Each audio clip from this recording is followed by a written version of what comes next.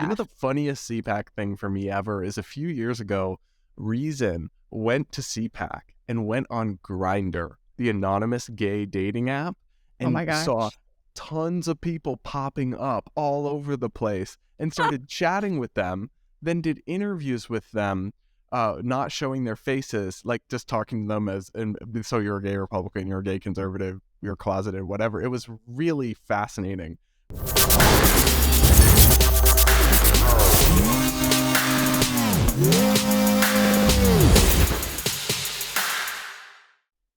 Hey guys, welcome back to the Base Brief. This week, funny, based, and crazy moments from Cpac 2023, the Alex Murdaugh case and the fatal flaw of the criminal justice system, a viral Jon Stewart anti-gun interview, and quick hits. Let's jump in.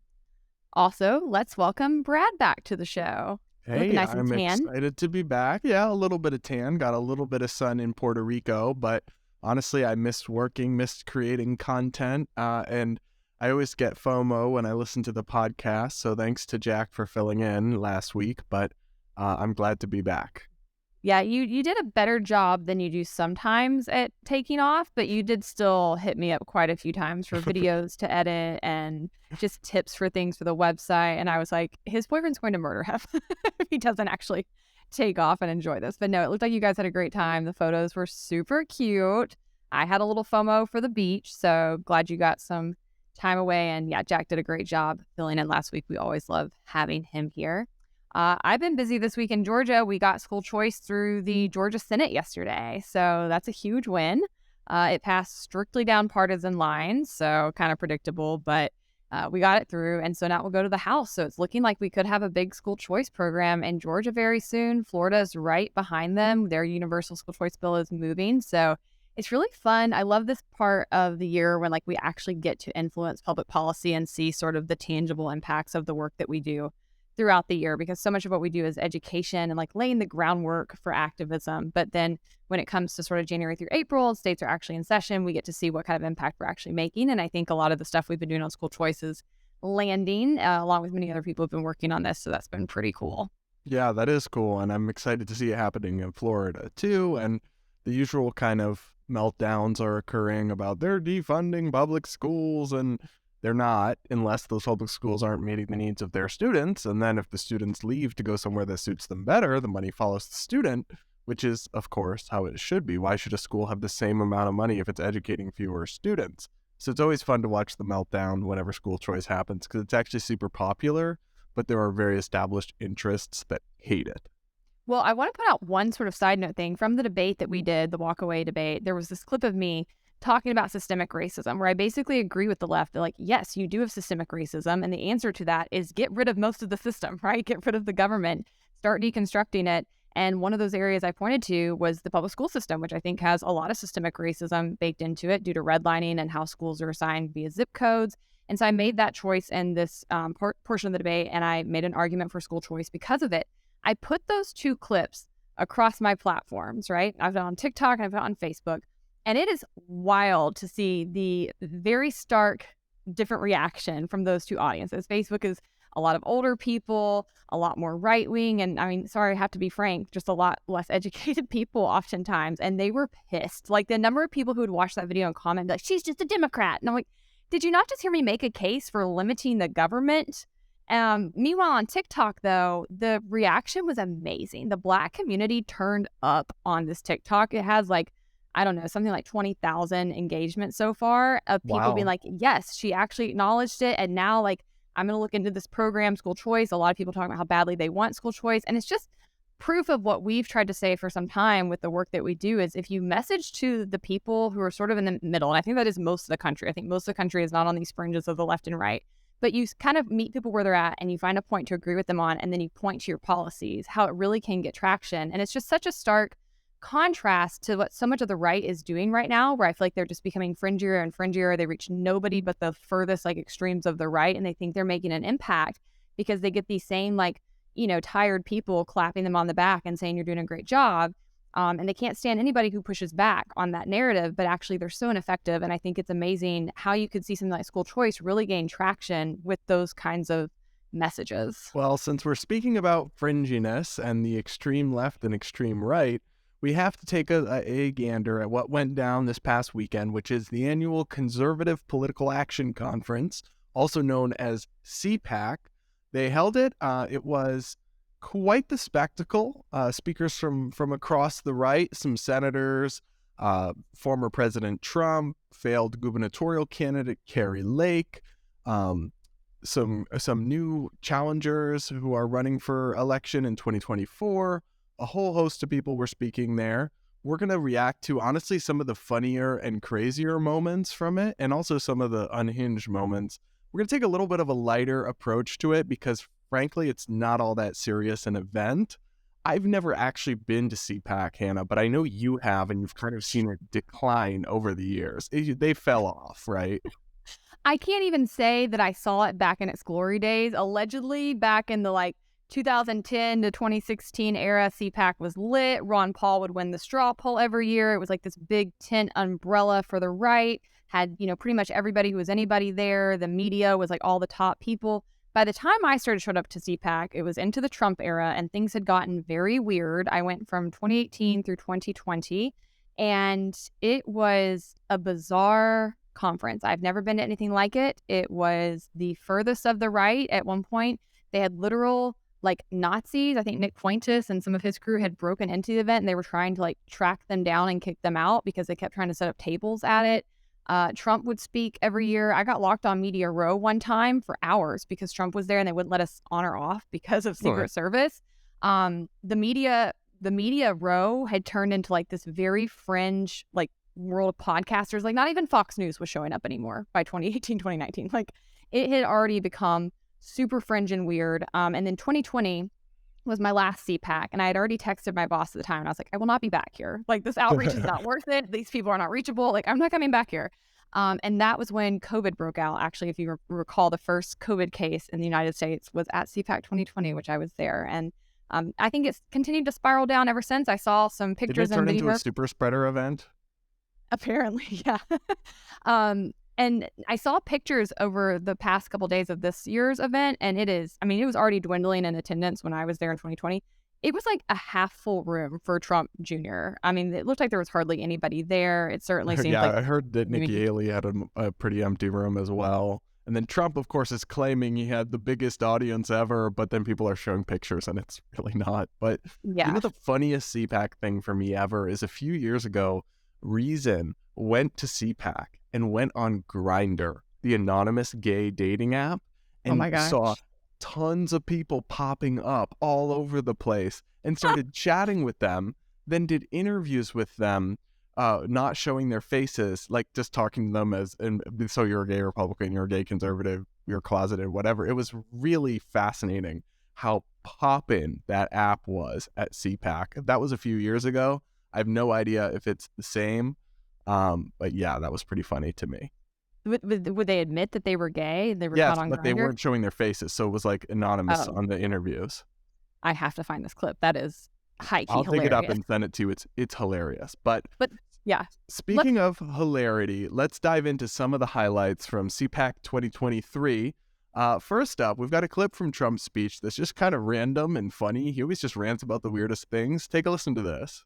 And I'll challenge the governors of all 50 states to join me in a great beautification campaign. We will rename our schools and boulevards, not after communists, but after great American patriots.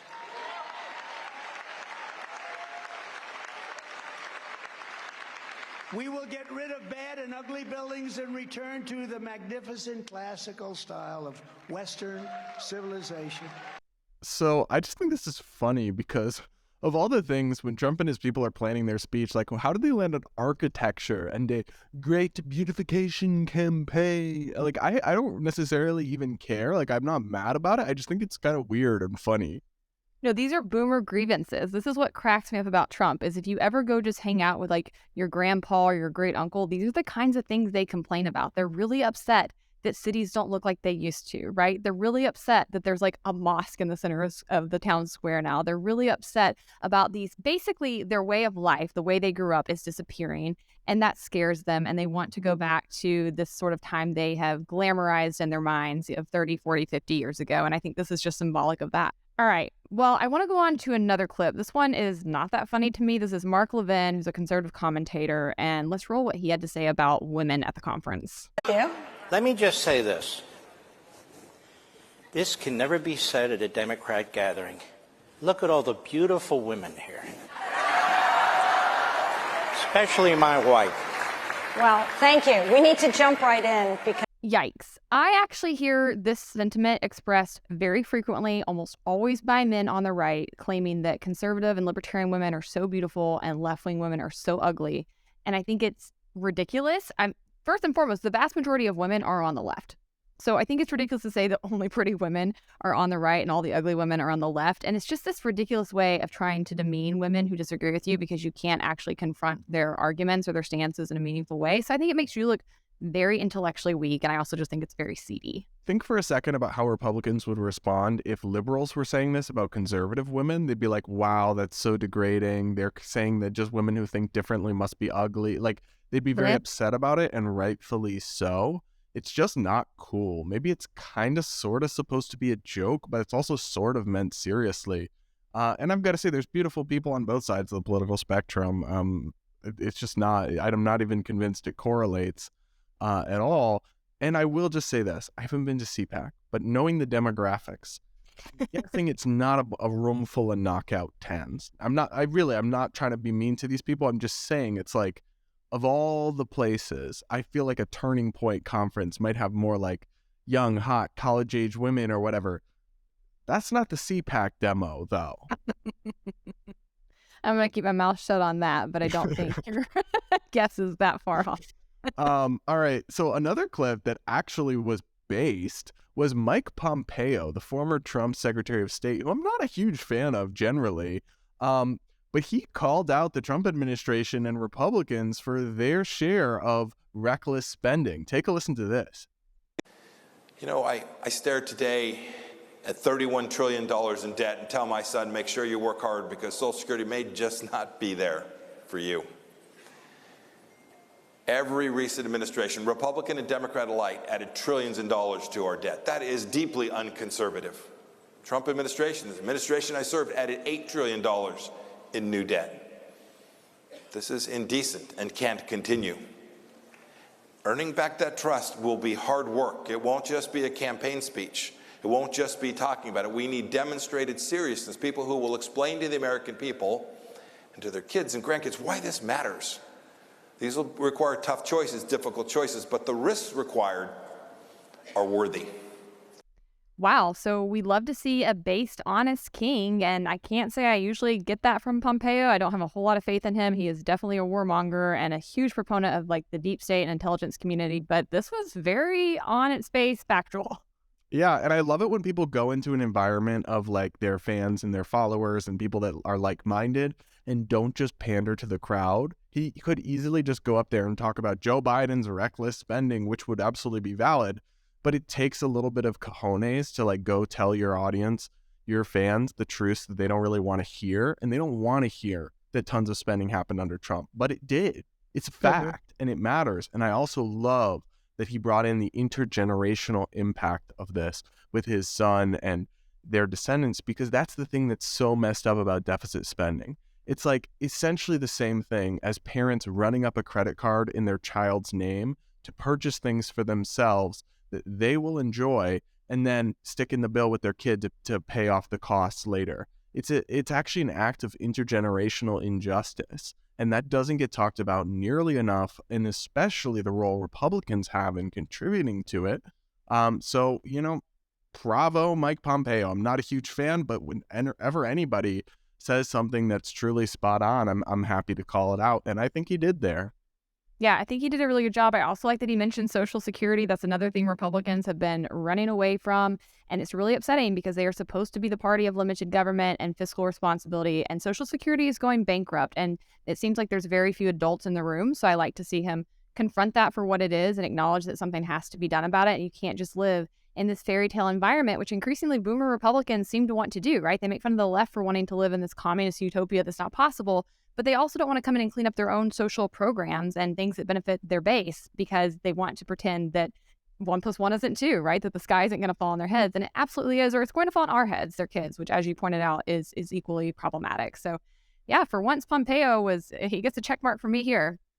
But who doesn't get a check mark from me is the next commentator who showed up at Cpac, and this is probably the most widely seen clip of the entire event. This is a Daily Wire commentator named Michael Knowles, and he gave a speech on transgenderism that set the internet on fire. There can be no middle way in dealing with transgenderism. It is all or nothing. If transgenderism is true, if men really can become women, then it's true for everybody of all ages. If transgenderism is false, as it is, if men really can't become women, as they cannot, then it's false for everybody too. And if it's false, then we should not indulge it, especially since that indulgence requires taking away the rights and customs of so many people. If it is false, then for the good of society, and especially for the good of the poor people who have fallen prey to this confusion, transgenderism must be eradicated from public life entirely. The whole preposterous ideology at every level. So, yikes, is all I will say. I have covered this extensively already. I've written about it for Newsweek, but this is the most viral clip from Cpac, even though it's not representative of a lot of people on the right and how they feel, and it's just showing the most extreme anti-trans position imaginable. Michael Knowles has elsewhere said he wants to legally ban transgenderism. Now, some people on the left were saying he's calling for like genocide or killing. No, he's calling to eradicate the ideology as he sees it and to force trans people to live as the sex that they were born as. He's not calling for anyone to be physically harmed, so I don't want to straw man him like some people are doing.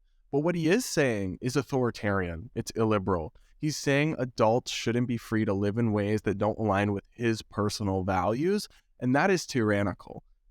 And it's a shame because there are very legitimate and fair concerns and skepticism of the super far left gender ideology and movement, everything from the neopronouns to irreversible medical transition of kids to, biology and sports. All these things are super legitimate criticisms and pushback. But when you conflate them with this extremity, this far, far extreme position of don't even respect the freedom and dignity of transgender adults to live their lives how they see fit, you are doing all the pushback a disservice.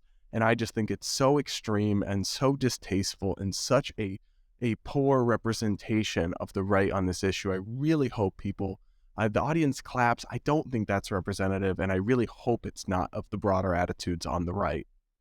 Well, again, Cpac is no longer the broader tent of the right. This is the most far extreme of the right that's attending this event at this point. It's super MAGA. It's super old. And I think that as a whole, what happens with these commentators is they sort of get this audience capture, right? Where all of a sudden they've got the same 50,000 people online, 5,000 people at these events going, rah, rah, yeah, be extreme, pummel them, stick it to the left. And they think they're winning and they think they're accomplishing something because they feel like they're in a tribe and they feel like there's other people around them that think like that. When really the vast majority of people are looking at them and be like, these people are nuts. And they're cringe and they just seem really outdated and weird. And it's bizarre to care if an adult lives their life as a transgender person. I'm sorry. Like, you need to get a psych evaluation. Something's up with that. If you're that bothered by how somebody else you don't even know chooses to live their life, that's not a normal response. But even if you do care, even if you do have a strongly held moral or religious belief, that's okay in a society. But you can't impose it on other people through the law, which is what he wants to do. But that's what I'm saying. Like, you can have your own personal stance on how you should live and how you want your family to be raised and all of these things. But when it starts getting into you caring and wanting to impose that way of life on other people, that is a creepy totalitarian response. I don't understand where it comes from. I think you need hobbies or something more in your life. I think that comes from being very unhappy, because happy people don't go around caring this much how other people are living their lives unless there is some kind of harm being perpetrated.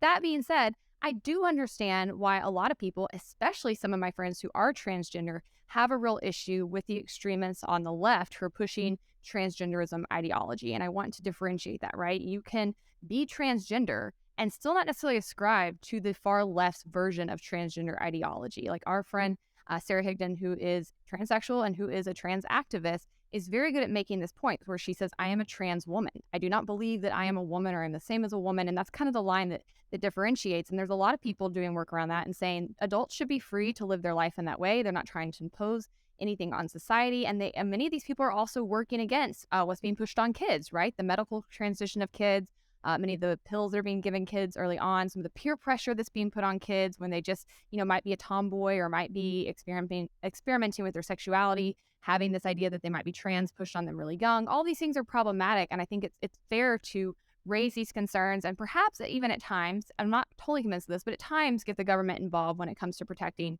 kids and making sure that they are not harmed through these things. But commentators like Michael Knowles and like Matt Walsh at the Daily Wire, which I've also had problems with because of his rhetoric on trans issues, widely miss the mark on this. They become very bigoted, very inflammatory, and it's all about getting clicks and driving entertainment. And they don't realize that they are absolutely losing the battle because people like you and I that could be convinced that, yes, we need to do things to protect kids. Yes, there's some problems with this ideology. It's going to swing people like me the other way, where I'm going to be like, absolutely not. Don't touch these issues at all because this is where these people want to go. And there's so many young people out there who see this viral clip and are completely turned off to the right because they're, wow, the right is celebrating authoritarian bigotry. Even though they're probably susceptible to our arguments about free markets and capitalism and even free speech and all these things, but they aren't illiberal. They aren't this right-wing authoritarian. And when that's presented to them as the right, Cpac is erroneously perhaps, but it's still viewed as like the premier conference. And it's so disheartening because millions of young people, I'm sure, saw this clip going viral and are just immediately put off against everything on the right. They're like, oh, wow, that's the right. They look at Cpac perhaps erroneously, but they look at it as like, oh, this is the right's big conference. People are clapping for this extreme statement. And they think, oh, the right's all authoritarian bigots who want to tell adults how to live their lives. Now, in reality, I think most people on the right are fine with trans people who are adults living how they want to live. They just don't want it forced onto others, or they're not comfortable with kids making irreversible decisions, and they want to protect fairness in sports and all those kinds of reasonable, kind of middle-of-the-road approach that he says you can't have. But so all these young people who are probably very susceptible to a lot of our views on capitalism, on limited government, on free speech even, when they view this as the face of the right, this authoritarian right-wing social conservatism, it is so off-putting to them, and it's doing so much reputational harm for the political right among the next generation. It's impossible to put into words, but they don't care because their base loves it. Their 50, 100,000 fans that they monetize get more and more riled up by it, and they really don't care how much damage it does long-term, big picture. Yeah, and actually a contact of mine who formerly worked for the Daily Wire until this week, her name is Christina Buttons, and she's somebody who came from the left but became very concerned with basically gender pseudoscience taking over the medical field and being pushed on kids, and she started working on these issues extensively. She went to work for the Daily Wire for a time period as a reporter on these issues, but she announced on Twitter today, she said, I'm leaving the Daily Wire. I work hard getting the facts right and using precise language because of the heated nature of the gender debate with so much at stake while their pundits dump gasoline all over it for entertainment and clicks. And she's absolutely right? They're not being precise. They're not actually trying to influence people. And that's the difference. They want to say, well, you don't need to influence people. You need to pummel them. No, the people that you are getting clicks from and that you're exciting, that are clapping for you in this clip are the furthest of the right who are already with you, who are already opposed to transgenderism, period. Like we see where they're at.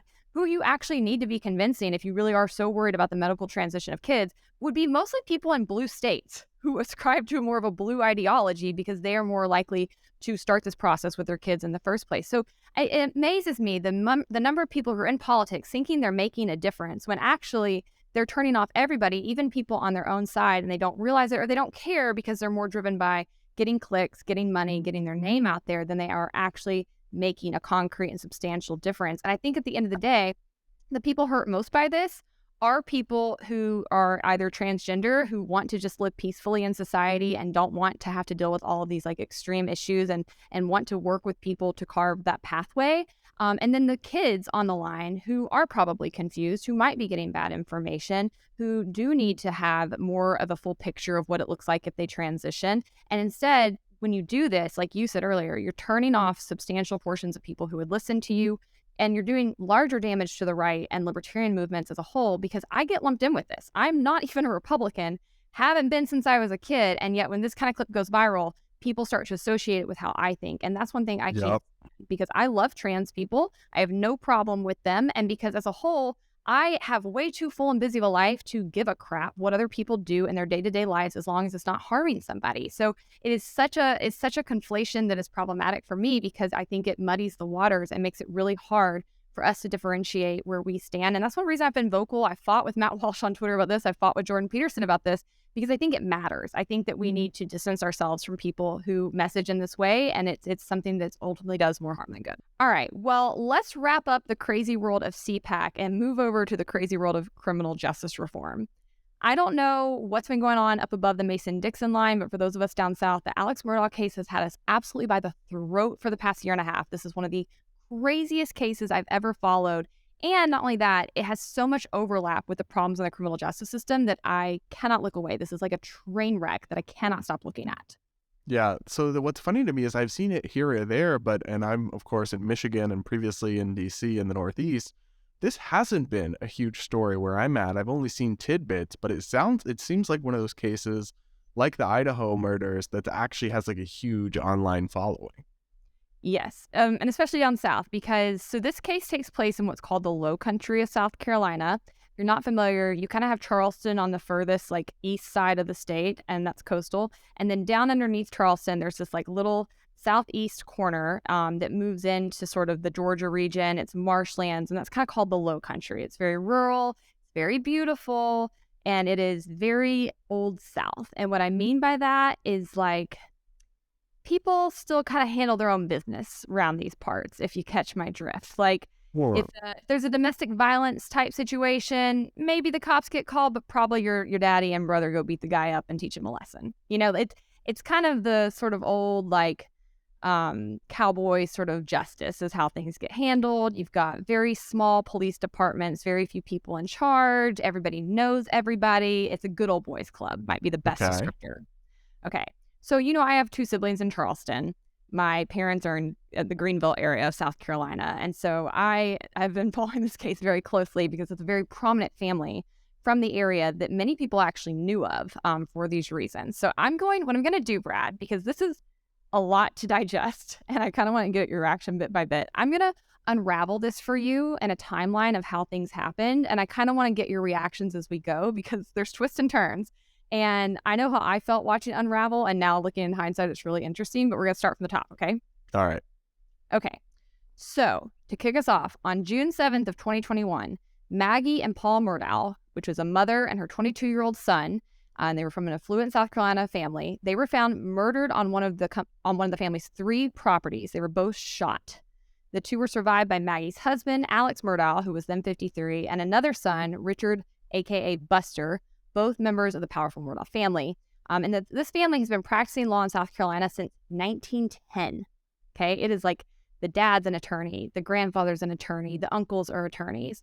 And they have had 3 generations of the family that have also served as solicitors in the 14th Judicial Circuit for more than 86 years. So what that means is that's like the district attorney. They call it a solicitor there. So this is a well-connected family plugged into the criminal justice system extensively with contacts. Yes. Keep in mind that prosecutors / district attorneys, they're called different things in different places. This is an elected position, but it's an elected position that's rarely contested. So once somebody gets in, they tend to stay in, and they tend to oversee a pretty wide geographical area, and they have immense, almost unilateral power. And this is something that I've been talking about for some time, that we need to limit the power of prosecutors. We need more oversight. They need more accountability. Like, there is so much that traces back to problems with prosecutors when you start digging into criminal justice issues. But this is one of the big ones. They get to decide what cases get the most resources, which cases they're going to actually bring charges on, what kind of sentences they're going to push for in those cases, how good of a case they bring before the state. You know, do they really want to get a conviction or do they not? Like, they have the power to sort of throw it. All kinds of power, and they get to basically make those decisions unilaterally. So for 86 years in this very rural area of South Carolina, this one family has had control of the district attorney's office.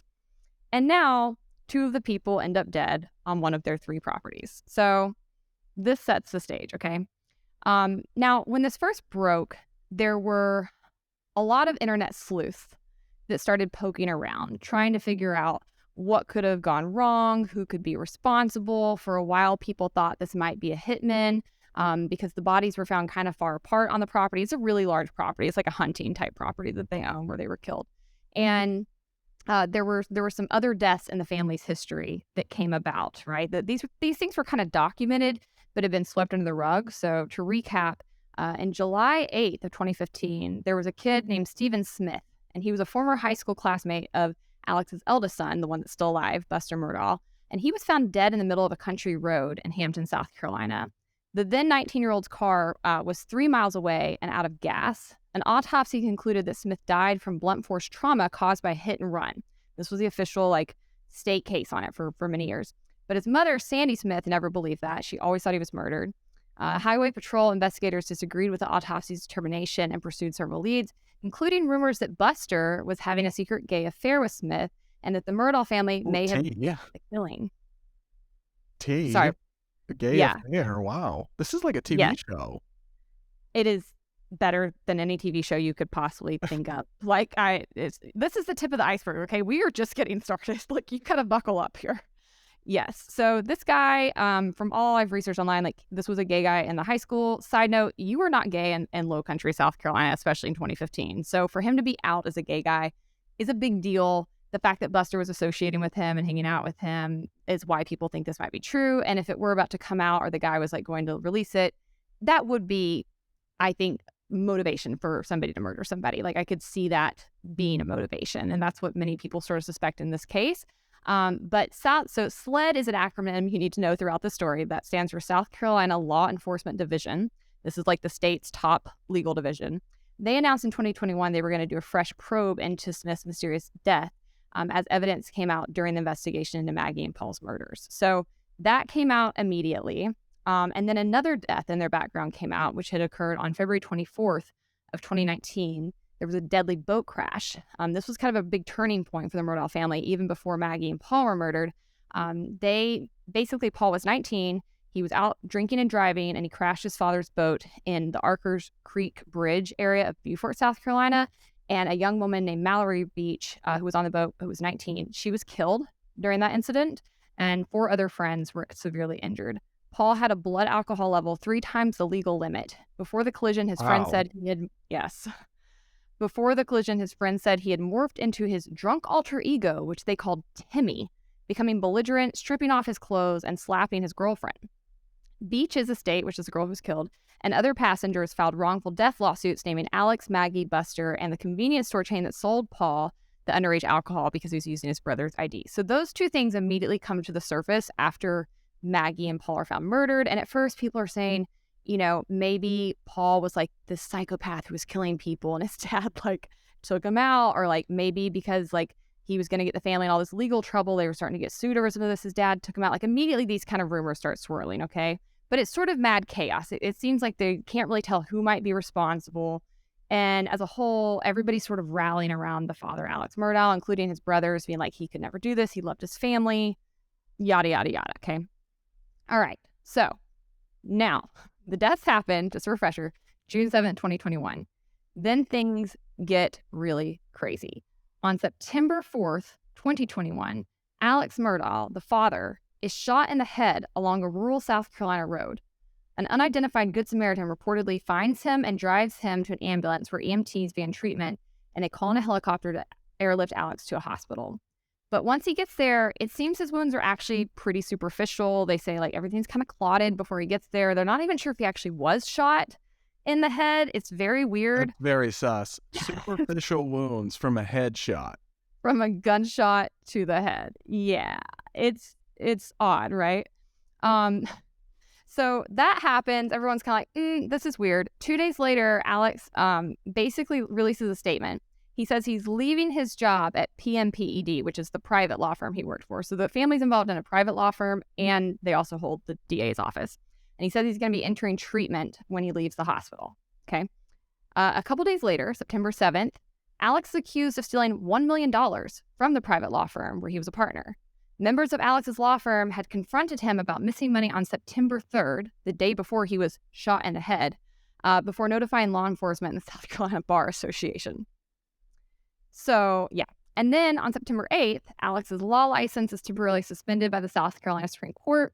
Less than 1 week later, on September 13th, the South Carolina State Law Enforcement Division, SLED, announces that it's opened an investigation into allegations that Alex stole funds from his law firm.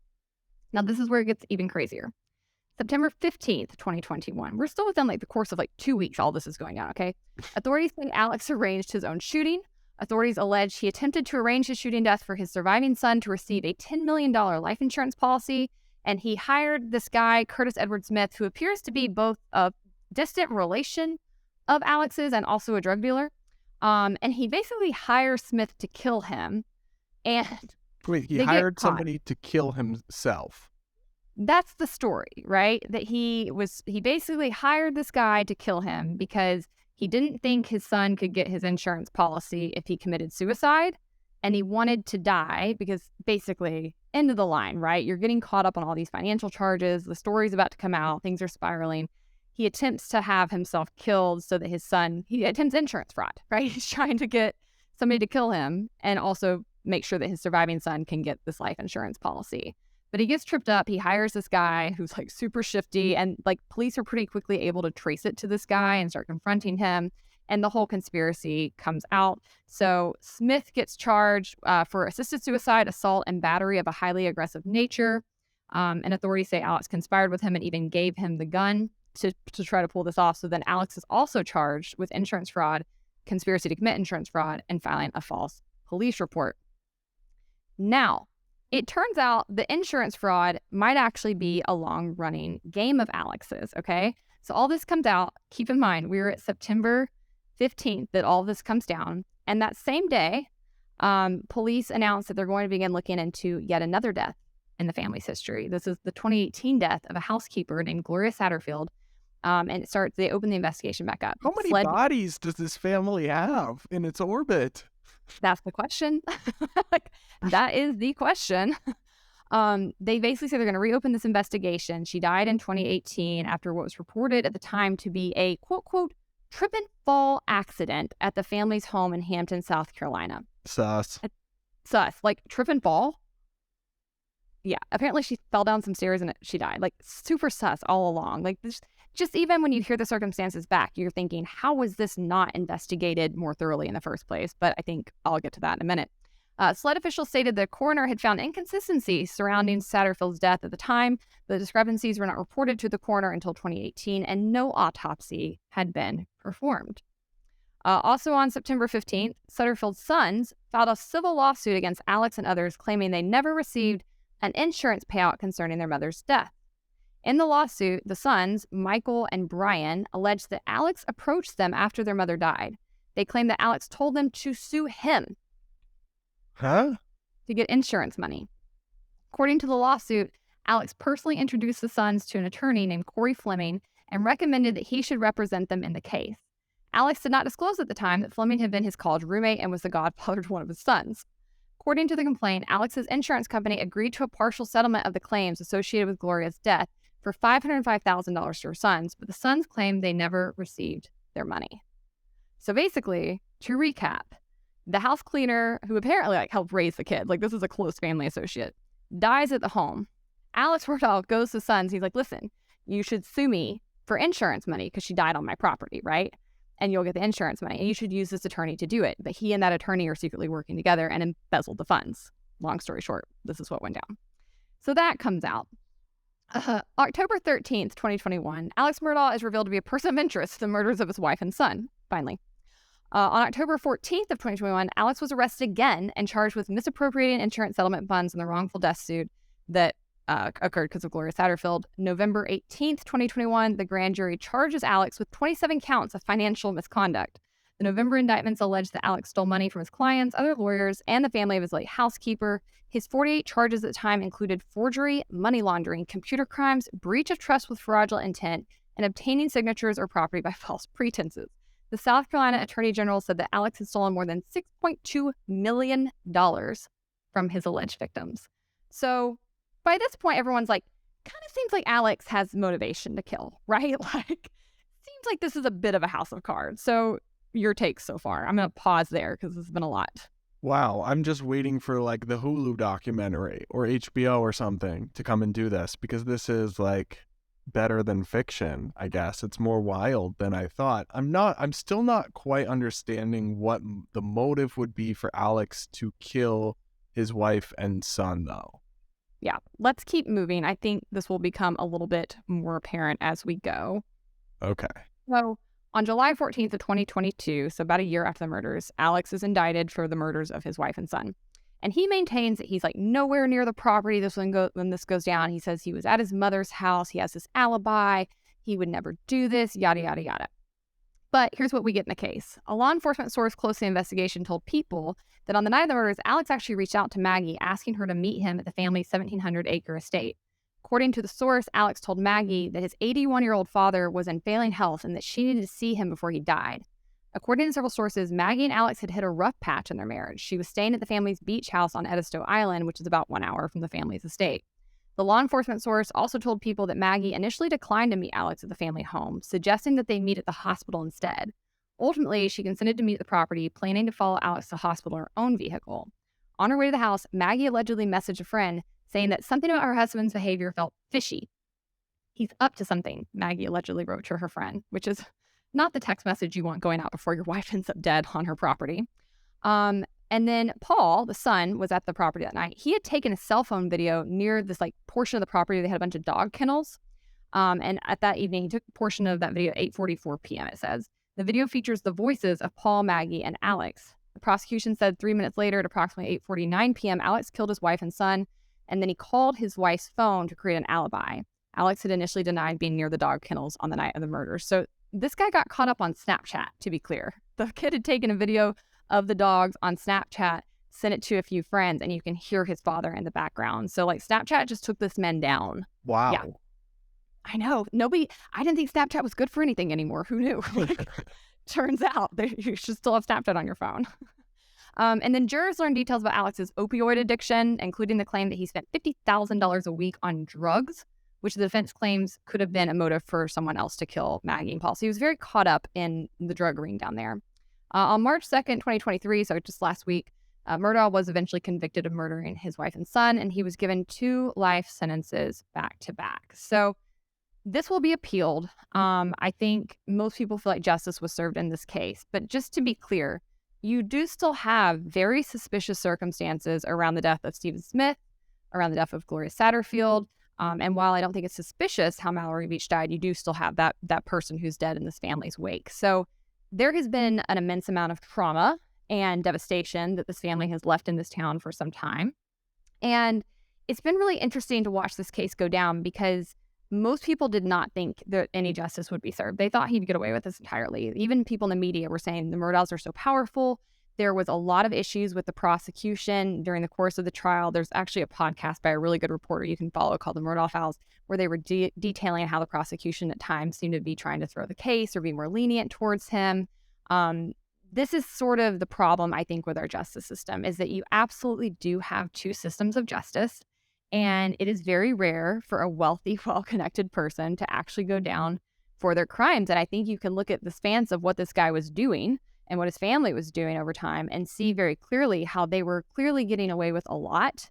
And at the very least, not having to answer for very suspicious activity around them for many, many years until finally, like this final murder. Even this, the 2 life sentences sounds extreme, but it's actually not nearly the harshest punishment he could have gotten, right?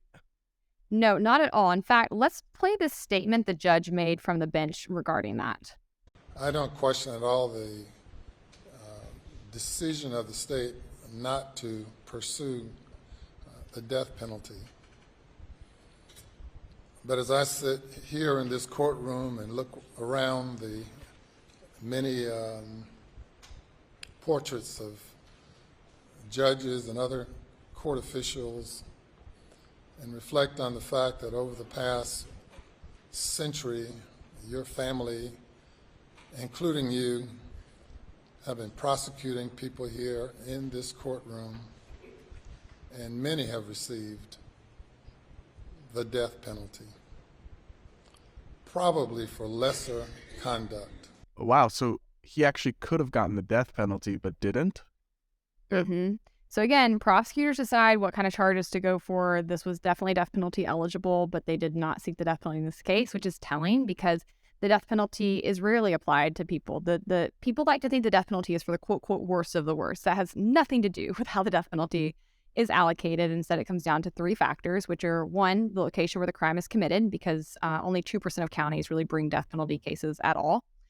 So two, you have the socioeconomic status of the defendant. Usually if it's a wealthier person, specifically somebody who can afford to hire a private attorney, you don't see them get the death penalty. And third, it often comes down to the race of the victim.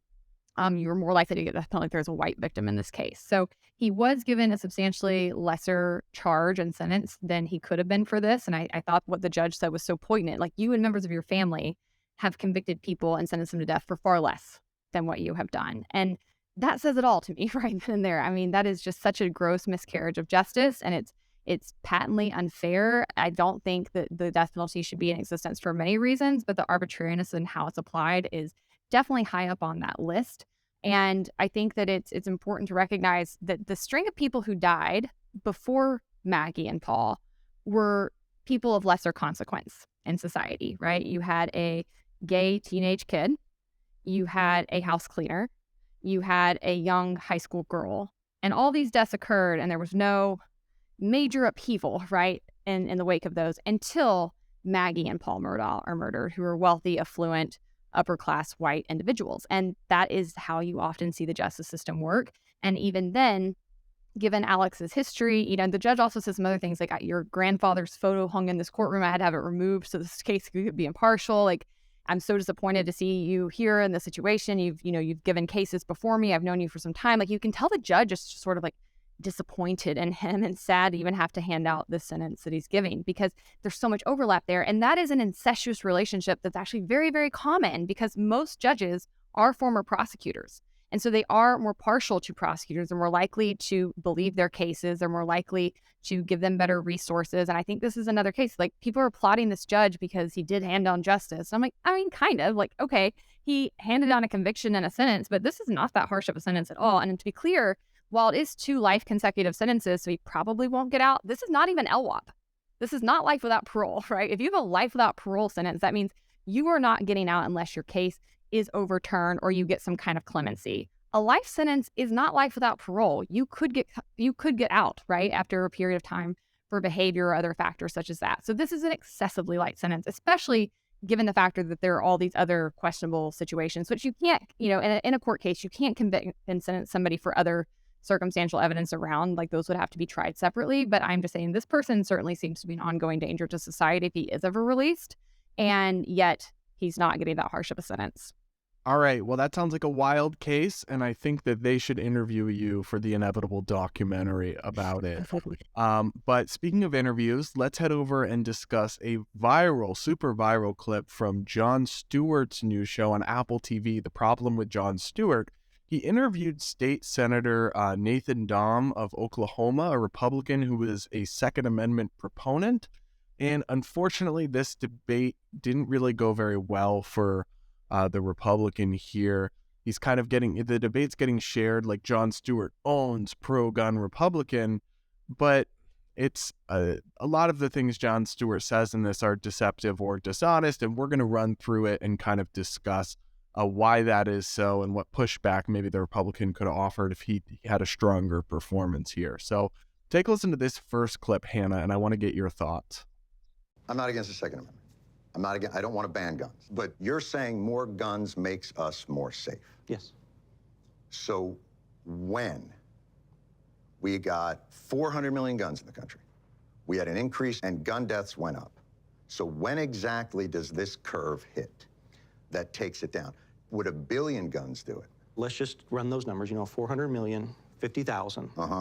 You're talking about less than a fraction of not even a percent, of 100th of a percent. But it goes up, not down. So your argument is backwards. So remember, guys, your red flag should go up when you hear gun deaths, because that's conflating suicides with murders. What we need to talk about is gun homicides.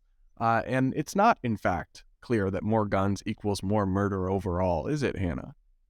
Absolutely not. And I think this was a very disappointing interview to watch because for those of us who are Second Amendment activists, there are so many pieces of hard data and numbers that you could throw back to refute Jon Stewart in this moment. And it's clear this person was just not ready for the interview. And I find that really disappointing. Anytime I'm going into an interview, you better believe I've got my facts ready to go. I've got my numbers ready to go. You've got to be prepped because these people are really funny. They like to move around with the statistics. I did a whole video on this recently about how they manipulate gun data to lie and to fearmonger and to misconstrue the actual picture. And that's what Jon Stewart is doing in this interview. And unfortunately, the person who's supposed to be there representing our views was not ready to take the heat and not ready to counter it. But since we couldn't be there then, we're going to be there now and step in for him because this is easy to turn on its face. Like, first and foremost, as you said, you cannot conflate gun deaths with gun violence because the vast majority of gun deaths are suicides. And then there are things from like gang violence. But on top of that, the fact that he tries to say as the number of guns and ownership has increased, that gun crime has increased, that's flatly false. There's a Forbes article that I often refer back to that has some really good data in it, both from Pew and the Department of Justice, that basically proves as gun sales have soared, gun crimes have fallen. They say, according to the Department of Justice Bureau of Justice Statistics, U.S. gun-related homicides dropped 39% over the course of 18 years, from 18,253 during 1993 to 11,101 in 2011. During the same time period, non-fatal firearm crimes decreased even more, a whopping 69%. The majority of those declines in both categories occurred during the first 10 years of that time frame. Firearm homicides declined from 1993 to 1999, rose 2006, and then declined again through 2011. And they say that those gun crimes certainly aren't diminishing for lack of supply, at least not for law-abiding legal buyers. Last December, the FBI, which this is, 9 years ago, but that December, the FBI recorded a record number of 2.78 million background checks for purchases that month, surpassing a 2.01 million mark set the month before by about 39%. So they were having record-breaking gun sales. That December 2012 figure, in turn, was up 49% from a previous record on the month before and the previous year. So you see gun sales soaring during the Obama years in particular because Obama kept threatening the Second Amendment. And every time he would do that, people would rush out and buy more guns. And so how many guns were in circulation was doing this on the charts during that whole time period. And at the same time, gun homicides were platooning. I mean, it's crazy that it was happening in that way. And they continue to ignore all of this data and to just, again, move the numbers around and try to confuse people. And it's really unfortunate to see somebody get caught in an interview like this because it should be really easy to turn that back on Jon Stewart. Yeah, the other thing I would have instantly pointed out is that according to the Institute of Medicine, there's anywhere between 500,000 and 2 million instances of defensive gun use every year in America. And that's in comparison to about 250,000 or 300,000 violent gun crimes. So it's like, when is it going to make us more safe? Now, John. It's literally a net positive to public safety right now. And the way he debates is very obnoxious. And you'll see this in this next clip. It's very patronizing and condescending. Take a listen to this. That registering is an infringement. Yes. Okay. Is voting a right? It's a right for citizens, yes. Do you have to do anything to do it? Yes. What do you have to do?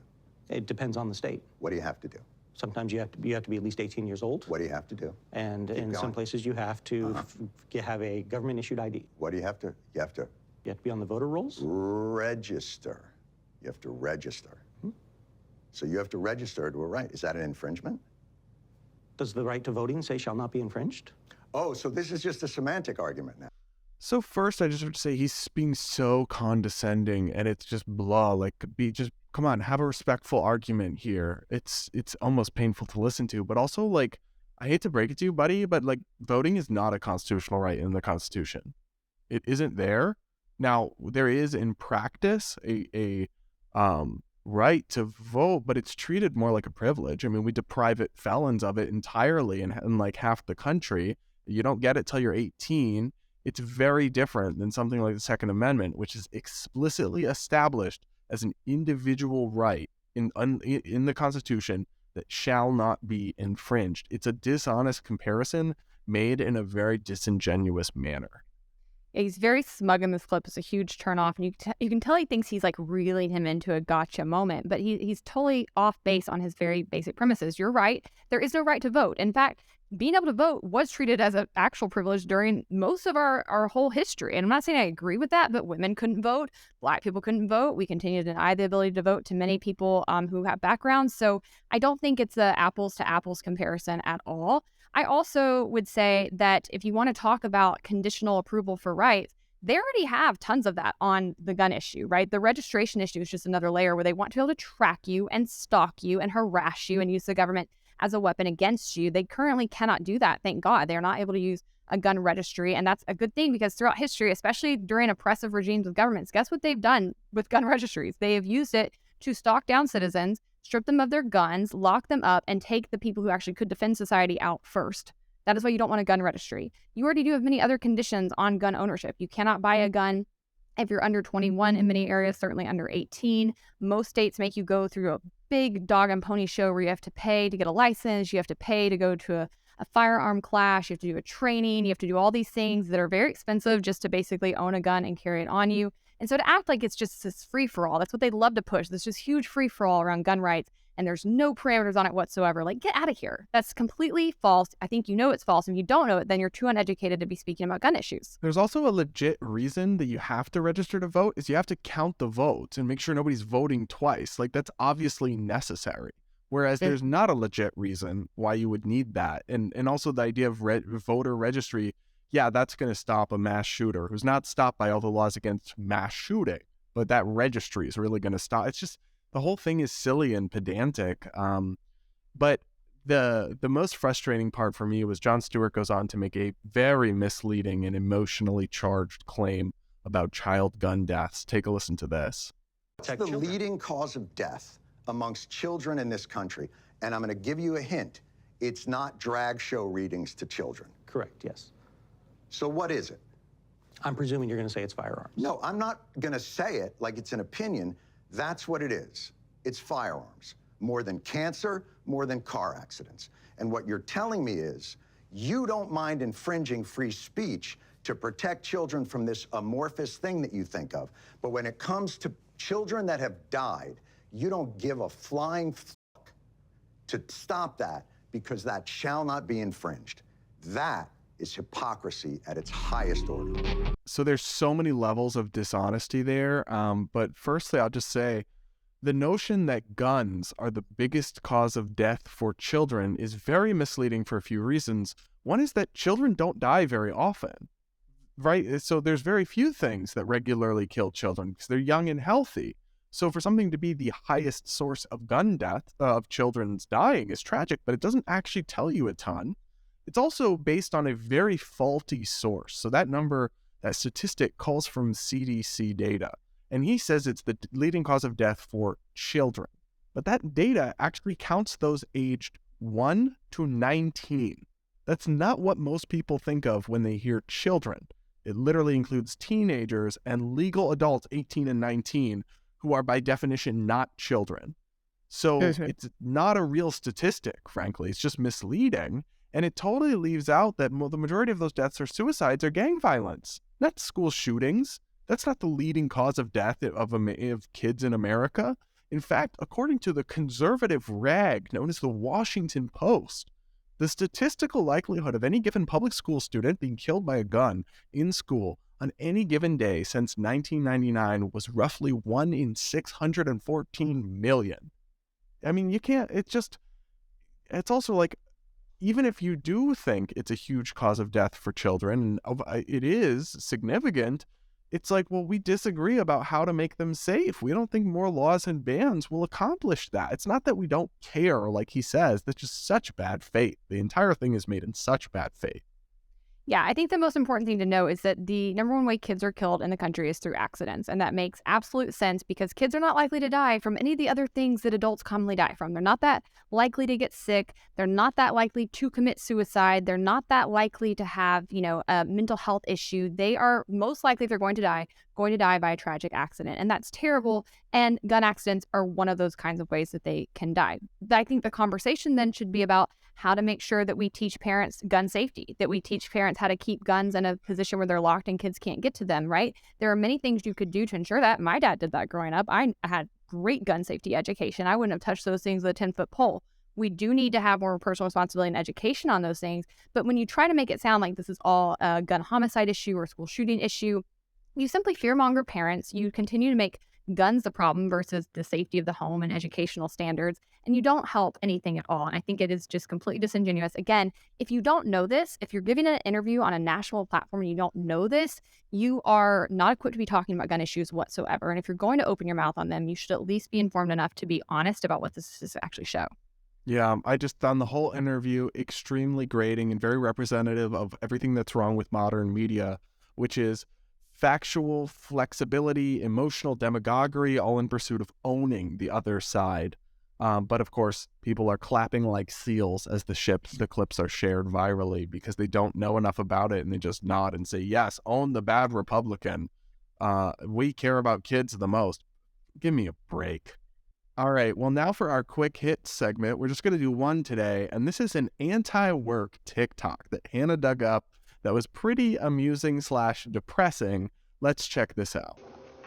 I was unemployed with pay because I was unemployed for 6 months during COVID. So the government was giving me what is essentially a universal basic income of $2,000 a month. And I was out here living my best life.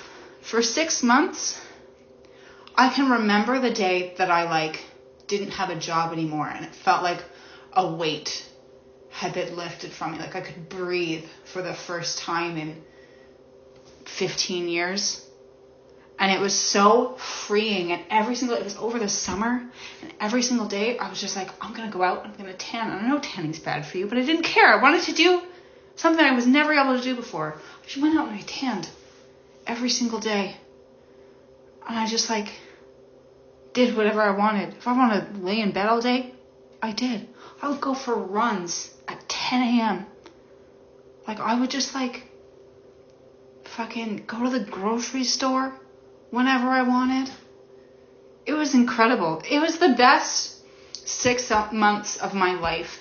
And the worst part is that I have to live the rest of my life, whatever 45 years I have left of working, knowing full well that I would be so much happier doing absolutely nothing. So I love how she's literally just bragging about the fact that she leeched off society and made other people pay for her to have a 6-month vacation. They love to talk about privilege, but this reeks of privilege. You're talking about how you basically laid around and went tanning and went to the grocery store when you wanted and how it was the best 6 months of your life. Meanwhile, all the people who actually work for a living, hourly workers, were still having to go to work so that you could have food delivered to you, so that you could go for your morning runs at your gym. For your free UBI. Then you lived off of. Yeah. It's completely a selfish ideology. And this is what cracks me up when people try to say capitalism is selfish. No, capitalism is about actually producing something good and valuable for your fellow people in order to make money and survive. And it's a moral way of making a living and existing in the world. She's basically saying, I'm an immoral person who wants to leash off everybody else. And I think you should have to serve me because it makes me happy. It is completely immature. And I think it's a toxic ideology. And I think these people should starve. I have no sympathy for them whatsoever. Yeah, I don't either. I think it's also kind of a self-report. Tell me you have no passion or drive or talents that you could put to work. Most people, I think, need work for a sense of fulfillment. I do believe there are some who truly could just lay on the couch all day. But it kind of tells me you don't have a lot going on. You don't have a lot to offer. What's your passion? What's your talent? Because I would not be content with that, because I would miss being in the game, being in the debate, writing newspaper articles, going on TV, doing the stuff that we do. I would miss it if I can barely take a week off, right? Yeah. Other things, even stuff I do outside of work that's still kind of work adjacent in my community that I'm passionate about. I would get really bored and unfulfilled by just laying around and sunbathing all day or going for a run once a day and that's my day's work. now back to cash my taxpayer checks and order myself Uber Eats. Like, that would leave me deeply depressed. And I kind of question somebody who could truly be happy like that. Like, is there something wrong? Yeah, no, there is something wrong. You're completely self-absorbed because let's say you are just independently wealthy and you don't have to work and you get to structure your days as you want. If you then look at the world and are like, yeah, I'm good to go tanning and go to the grocery store when I want and lay in bed all day while people are starving and being locked in border camps and I mean, all kinds of injustice that goes on. I can't imagine being in that situation and not wanting to do something to help other people or give back. I am as busy as can be, and I still volunteer. I'm still moved to try to do things even outside of my work, which is all about giving back and trying to help people through public policy. But I still do things on the side. Like, I can't imagine looking at the world in that lens. When COVID happened, I also sort of lost my job. I was still getting paid to do the work for the criminal justice group I was working for, but they wouldn't let me travel. They wouldn't let me actually do my job. So I had a ton of time on my hands. And guess what? I did not go tanning. I did not go lay by my family's pool, even though I moved home for a little bit and could have. Instead, I started a show. I launched a company. I started lobbying on even more issues. And I continued to find ways to make a difference in the world with the extra time that I had. So me and this person are as far apart on the spectrum of people you could possibly imagine. And I just wish that we could isolate ourselves from people like this. Like, imagine a world of just people like me and you. And then a world just people like them. It would be like those pictures you see of North Korea and South Korea at night, and North Korea's all dark and South Korea's lit up. That would literally be like, this person put tags on their video, hashtag anti-work, hashtag anti-capitalism, hashtag I do not dream of labor. Well, you know what? That's nice. But the fact that we have a system where you were able to just freeload off of everyone else, make your neighbors pay for your staycation is messed up, in my opinion. So, not a fan of this anti-work TikTok or that movement. We've reacted to it before. It is a very entitled and toxic ideology. So, good riddance. Goodbye. Next. Absolutely. Also, for any reality TV producers watching, I think that's a great premise. You should create a reality TV show where there's two groups of people and they have to compete and see who creates the better world after a 6-month period in a house or something. I could watch that all day long. All right, let's move on to our mailbag. First up, we have Josh, who says, I'm curious, what is everyone's favorite segment, and explain why it is the hot take segment. Amazing episode as always. Yeah, that's funny. My favorite segment is probably when we react to TikToks. I find it very entertaining. I like when we get into public policy, but I'm a nerd. Well, I do too, but it's just a little, I don't know. A little dry. Icier. I know. All right. Blyat Blaster says, y'all out here in Puerto Rico and 80 degrees. Meanwhile, we got 2 feet of snow here in Utah and single digits. Well, by y'all, you mean me, because Hannah was not in Puerto Rico or 80 degrees. Though she lives in... I was in 80 degrees. All right, yeah, you live in Atlanta, so it's pretty nice there. But you were also in Pennsylvania for a minute, and that was cold. That's there, true. Right? Yep, I zipped up to Pennsylvania for the Libertarian Party convention this past weekend, and it was a drop in, 20 degrees. It was pretty shocking to the system, to be honest. But I did have a great time. The Pennsylvania chapter was lovely. So thanks for having me out, guys. All right. Scarietta K says, Miss Brad in this one. Sorry, you mean Scarlet? I need glasses. I have glasses. I just don't wear them. Let's leave that in. Let's not edit that out. Leave that in. She just read the name Scarlet as Scarletta. Scarletta? Anyways, whatever her name is, they miss Brad in this one. She says, still great episode as always. I'm only halfway in the walkway debate for y'all, and it is fire. I agree, y'all. I think our walkway debate was so good. You have to go watch it. Our clips are blowing up on TikTok. Brad had one get 1 million views. I've had several get 1.5 million. And then that same one that got 1.5 million on TikTok is now closing in on 1 million on YouTube. Nice. I mean, it's crazy. Yeah, so that's wild. We need to do more in-person events because clips from it really, I honestly kind of wish we could do this podcast in person. It's not practical, but it's the vibe is better, especially with guests. The vibe is better in person. Well, we are going to do it kind of in person at Freedom Fest. So if you're at Freedom Fest, you will be able to catch us live on Media Row doing some stuff, and we're excited. But I do think, you always love to debate. I'm not as apt to stick myself into a debate because it gives me anxiety. I don't like being super confrontational, really.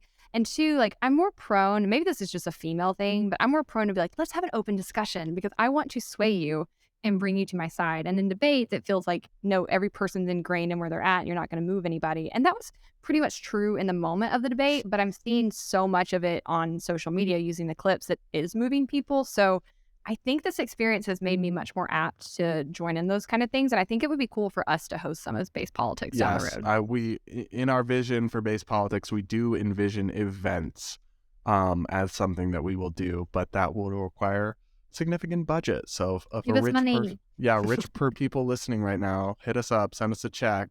No, but all right, let's move on to hot takes. What do you got for me, Hannah? Okay. So many of you know I have been a Trader Joe's simp for many years, right? I have converted many people to Trader Joe's. I listen to the podcast. I would probably go work at Trader Joe's if I had another career, like another life to live. I love the grocery business. You Let me listen explain. to the podcast? What? Trader Joe's has a podcast? Oh, it's fascinating because so most grocery stores, when you go in, you think it's just like happenstance what products are there, where they're placed. No, it is a pay-to-play system. Most of the time to be in a grocery store, you're paying to get your products in, but not at Trader Joe's. Trader Joe's has a secret committee that taste tests every single thing that goes in their store and determines where it goes. You cannot buy your way in. You can't even find out who's on the committee. And on top of that, they have specialists in like all these crazy areas. Like they have an Italy cheese specialist, right? They have a goat milk specialist in Switzerland, etc. And so they're all sourcing all these independent products. I find this fascinating because my family was actually in the grocery business. My grandfather owned a chain of grocery stores in Alabama. That's how my parents met, was working in his grocery stores. And then I worked at a grocery store for my first job when I was 16 in South Carolina. And I'm to this day very bitter that my grandfather sold that chain when I was a kid, because I could have been a grocery store empress and I would have run the heck out of it because I love the grocery business. I think it's fascinating. I think it's interesting to see what kind of foods are sold. When I'm in other countries, I love going into other grocery stores and exploring. Like, I'm a grocery store nerd. But I have had a major conversion in the past 2 months. And that is that I have recently come to recognize and start admitting that Sprouts is actually the superior grocery store. It has displaced Trader Joe's in my heart. I love Sprouts. If you've never been in one, it's like Whole Foods on steroids. It's I don't like think we have that here. Maybe not. They're kind of rare. I'd never lived by one until I was in Atlanta. They have, oh my gosh, it's expensive, but they have like the best gluten-free products. Everything's so fresh and clean, and it smells like lemongrass when you're walking around. And they have amazing meats at the deli counter. I love Sprouts. I'm now converting people to Sprouts. Sorry, Trader Joe's. Still love you, but Sprouts is best. Trader Joe's is second. All right. I'll have to check it out if I'm ever near one. My hot take is that after my travels this week, which weren't good, Delta is now my favorite airline. I like them better than United or Southwest. Wait, what happened to you? Oh, just really rough flights, cancellations, delays. Between this and the walkaway travel, just a lot of, and then, yeah, the service was just so much better on Delta, I really thought, compared to everything else. Yeah, Delta's not perfect, but I have not regretted 1 minute moving over to them in the past year, and their lounges have just really upped my experience traveling. So I'm with you. I think Delta is in first place. It's not stiff competition, to be very clear. The bar is low. The bar's real low, but yeah, I would stick to Delta too. All right, guys, that's a wrap. Be sure to leave us a comment for next week. If you haven't done so yet, rate and review us in the Apple Podcast Store. We'll read it on the show. Hope you liked the episode, and until next week, stay based.